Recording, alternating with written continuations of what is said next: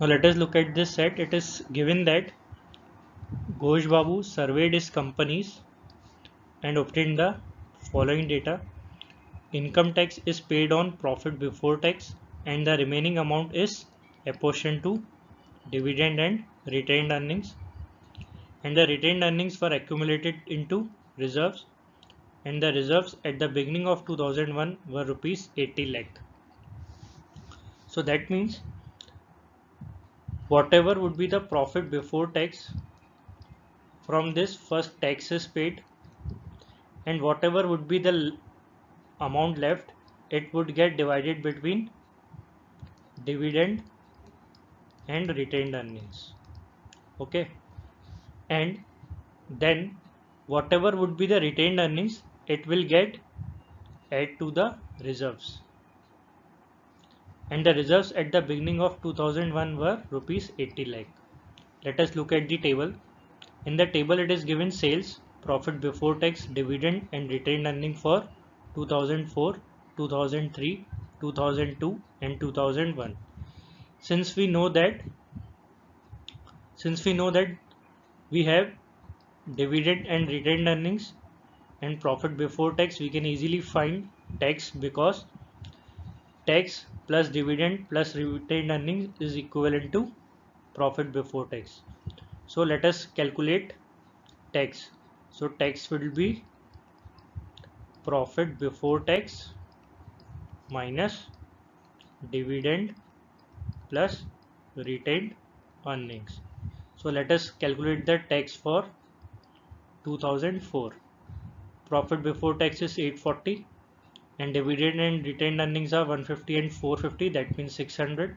So 840 minus 600 will give you 240.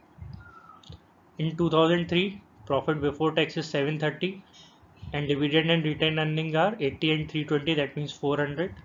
So tax would be 730 minus 400, which is 330. And in 2002, profit before tax 230, dividend and retained earnings are 40 and 80, that means 120. So 230 minus 120 will give you 110. And for 2001 we know profit before tax is 330 and dividend and retained earnings are 150 and 40, that is 195. So 330 minus 195 will give you 135. So we have calculated the tax for each year. And now let us proceed with the question first. It is asking in which year the tax per rupee of profit before tax was highest. That means it is asking tax over profit before tax was highest in which year. So let us solve for this. So for 2004 tax was 240 and profit before tax was 840.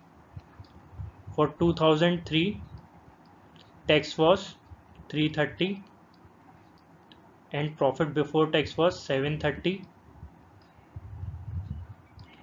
For 2002 tax was 110 and profit before tax was 230. And for 2001 tax was 135 and profit before tax was 330. So let us simplify these fractions. 240 over 840 is approximately equal to 12 to 24, 12 into 7, 84. For 2003 it is 33 over 73, that means 3 into 11, 33, 3 into 24, 72. For 2002 it is 11 by 23. And for 2001, 15 into 9, 135 and 15 into 22 is 330, that means 9 over 22.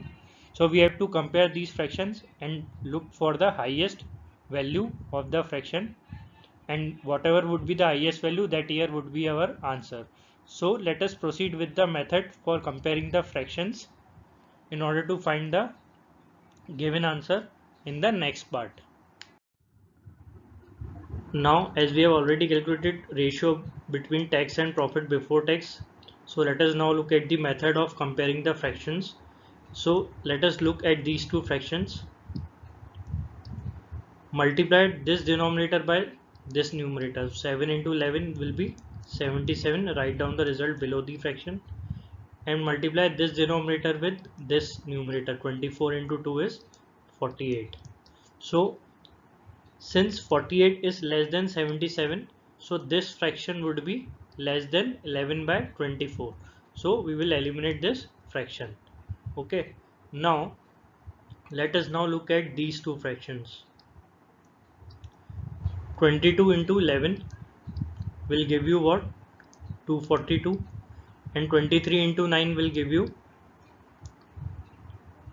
207. So since 242 is greater than 207, so this fraction 11 by 23 is greater than 9 by 22, so we will eliminate this. Now let us compare these two fractions. Multiply 23 by into 11, so it will give you what? 23 into 11 is 253, and 24 into 11 is 264. Now 264 is greater than 253, so that means 11 by 23 is greater than 11 by 24, so we will remove these fraction. So our final answer is 2002. 11 by 23 is the highest fraction value, so our answer should be 2002, which is B option. Let us now look at the next question. It is asking about in which year the sales per rupee of share capital is the least.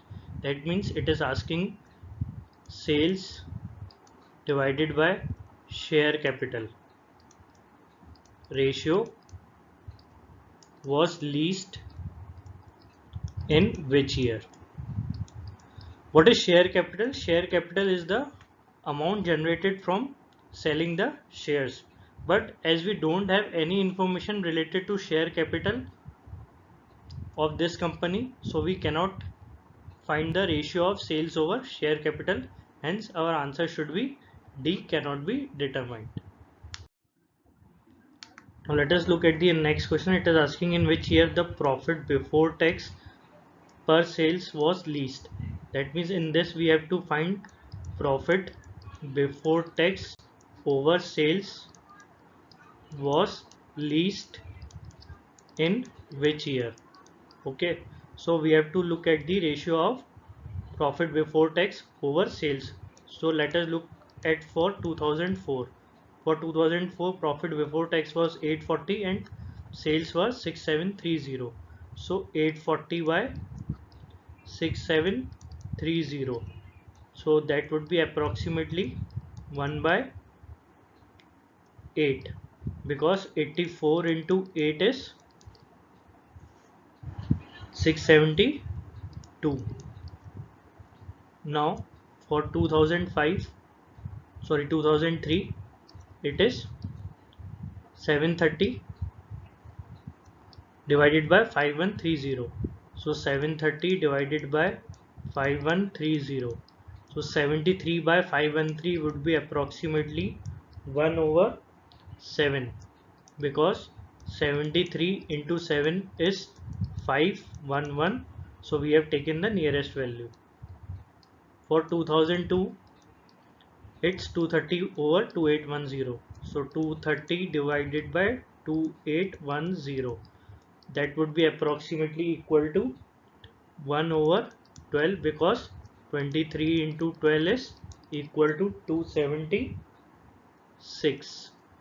And for last 2001, it is 330 over 3370, so 330 over 3370, which is approximately equal to 1 by 10, because 33 into 1 33, 33 into 10 would be 330, which is closest to 337.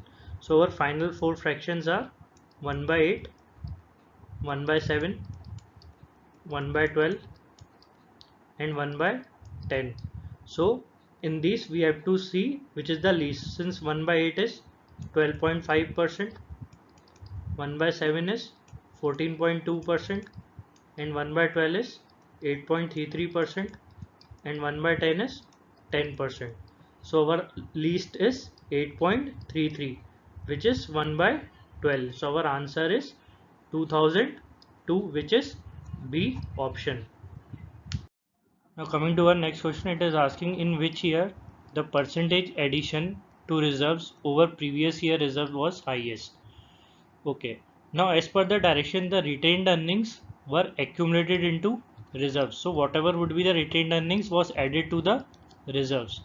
And the reserves at the beginning of 2001 was 80 lakh.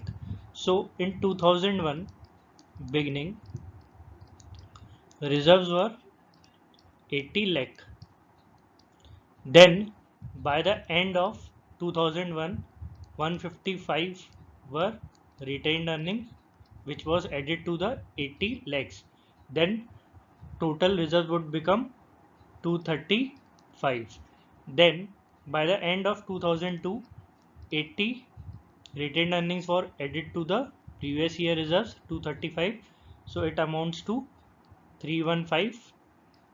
And then in next year, 320 were added to 315 reserves in 2003, which amounts to 635, and then 450 were added to 635 in 2004, which amounts to 1085.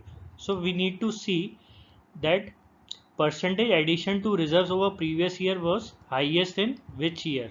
Since in beginning of 2001 it was 80 and 155 was added to 80. So 155 is approximately closest to 200% of 80, less than, slightly less than 200%.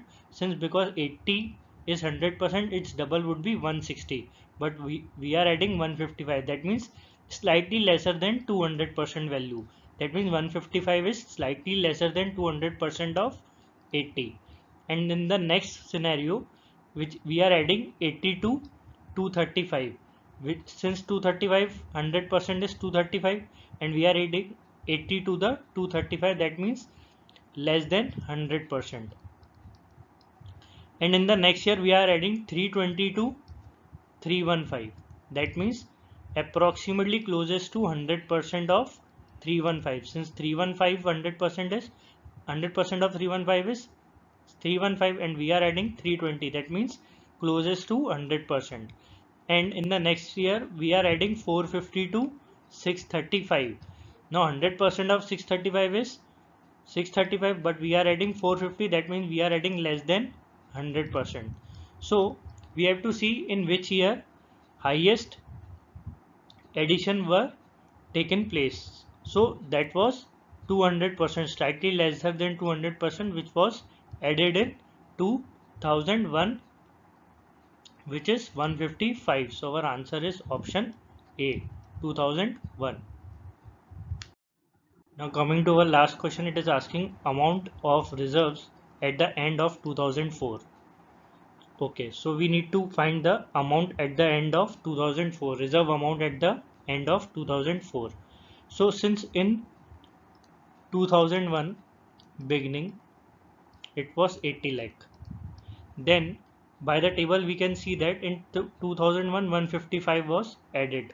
So that means 155 was added, then it would become 235 in 2002. So next we have added 80 by the end of 2002.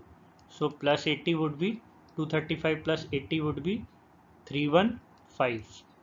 Then by the end of 2003 we have added 320. So 315 plus 320, which would be 635. Then by the end of 2004 we have added 450. Then we have added 450. So it would amount to 1085.